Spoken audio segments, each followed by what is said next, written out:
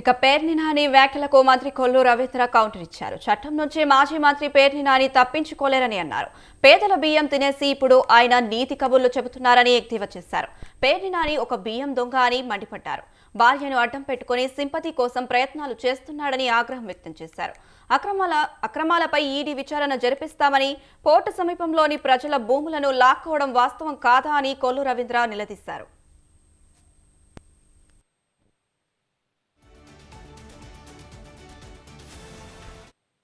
పందికొక్కులాగా 7,580 బస్తాల బియ్యాన్ని బొక్కేసి ఇవాళ వచ్చి నీతి కౌరులు చెప్తా ఉన్నాడు. మళ్ళీ ఒక డ్రామా, ఒక అపూత కల్పన సృష్టించాలని ప్రయత్నం చేస్తూ ఉన్నాడు. 7,585 బస్తాల దగ్గర ఒక బస్తా 2 బస్తాలు కాదు. ఇవన్నీ కూడా పేద ప్రజలకి ప్రభుత్వం పంచాల్సినటువంటి బియ్యాన్ని నీ సొంత గోడౌన్లో తరలించేసి, గోడౌన్ నుంచి డబ్బులు కొట్టేసి, కనీసం మీ భార్య పేరు మీద ఉంది గోడౌను, రేపు పొద్దున ఏదైనా వస్తుందని భయం బొంకు లేకుండా ఇవాళ మళ్ళీ బొంకుతా ఉన్నాడు వచ్చి. ఇంకా పైగా ముఖ్యమంత్రి గారికి వెళ్ళి నేను ఏదో చెప్పానని, ఆడవాళ్ళని ఎందుకు చేస్తామని చెప్పి ముఖ్యమంత్రి గారు అన్నారని, అక్కడ మంత్రులందరూ ఉన్నారని, ఎమ్మెల్యేలు ఉన్నారని.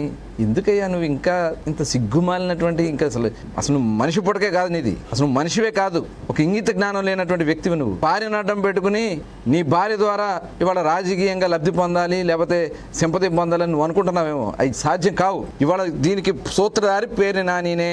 ఈ కేసు నుంచి తప్పించుకోలేడు 100%. ఈ గోడౌన్ ఏ రోజు కూడా మీ భార్య గారి ఇనాగ్రేషన్కి సంబంధించి కానీ, మీ భార్య గారికి సంబంధించి కానీ ఎప్పుడు లేదు. నువ్వే చేసావు, నీదే బాధ్యత దీంట్లో. ఇవాళ నువ్వు చేసావు కాబట్టే తప్పించుకోవడానికి 4 రోజుల నుంచి ఊరు పెట్టి పారిపోయి మేము డబ్బులు కట్టేస్తాం కదా, నాకేమవుద్దులే అని అనుకుంటా ఉన్నారు. దొంగతనం చేసిన దొంగే, డబ్బులు కడితే దొరైపోడు. మేము మొట్టమొదటి నుంచి కూడా చెప్తా ఉన్నాం. ఇవాళ మీరు మాట్లాడుతూ ఉన్నారు ఆడవాళ్ళు గౌరవాల గురించి. ఆనాడు ఏమైంది మీకు?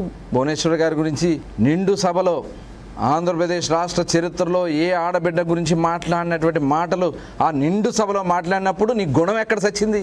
నువ్వెక్కడ సచ్చావు? వయసుతో కూడా చూడకుండా 70 సంవత్సరాలు 80 సంవత్సరాలు ఉన్నటువంటి ఆడబిడ్డలను తీసుకెళ్తా ఉంటే ఆ రోజు ఎక్కడ సచ్చావు నువ్వు? ఏమైంది నీకు? నీ గుణం ఏమైంది ఆ రోజు? ఎవరుంది కదా ఇష్టం వచ్చినట్టు మాట్లాడి ఇవాళ మీ పాపం పండింది కాబట్టి ఇవాళ అవన్నీ కూడా బయటకు వస్తే గజగజ వణికిపోతా ఉన్నావే. ఇవాళ నువ్వు చెప్తా ఉన్నావు పేరు పెట్టారు, మా మేనేజర్కి నాకేం సంబంధం లేదు, పేరుకే మేము మేనేజర్దే అని చెప్పి తోసేస్తున్నావు మేనేజర్ మీదకి. ఏప్రిల్లో జరిగిందని నువ్వే చెప్తా ఉన్నావు. ఇవాళ మీ మేనేజర్ నాకు సంబంధం లేదని అంటున్నావు. లేదు, మేనేజర్ని తీసుకొచ్చి కొడితే ఆయనతో బలవంతంగా మా పేర్లు చెప్పిస్తా ప్రయత్నం చేస్తున్నారంట. నువ్వు చేసిన పని అది. నువ్వు ఆ రోజున నా మీద చిన్న పిల్లలు నా పక్కన ఉండే వాళ్ళని తీసుకెళ్ళి కాళ్ళు పైకి ఏలాడేసి బట్టలు తీసి చితకబాజు బాధించి అక్రమంగా నా పేర్లు పెట్టించావు. అంతే నీ వెంటాడుతుంది. ఆ భయమే నేను వెంటాడుతుంది. కర్మఫలం మేమెవరు చెప్పలా, కర్మఫలాన్ని ఎవరు తప్పించుకోలేరు. భగవంతుడైనా క్షమిస్తాడు కానీ కర్మఫలం క్షమించదని చెప్తారు. ఇవాళ అదే జరుగుతుంది నీ విషయంలో.